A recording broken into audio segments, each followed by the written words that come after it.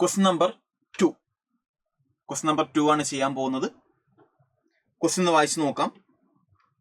Four hydrogen like species which of the following graph provide the most appropriate representation of energy versus Z plot for a constant N.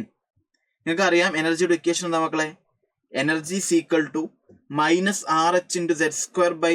നിങ്ങൾക്ക് അറിയാലോ, structure of atom എന്നുള്ള ചാപ്റ്ററിലെ question അത്. Structure of atom എന്നുള്ള ചാപ്റ്ററിലെ question ആണ്. -RH × Z²/n² ആണ് equation. അപ്പൊ നമുക്കറിയാം എനർജി എവിടെ, അതായത് Z² പ്രൊപ്പോർഷനല്ല. ഇത് നെഗറ്റീവ് വാല്യൂ അല്ലേ? അപ്പൊ Z എനർജി എങ്ങോട്ടാ? നെഗറ്റീവ് സൈഡിലോട്ടല്ലേ? അപ്പൊ പ്രൊപ്പോർഷണൽ എന്തിന്റെ പ്രൊപ്പോർഷനല്ല?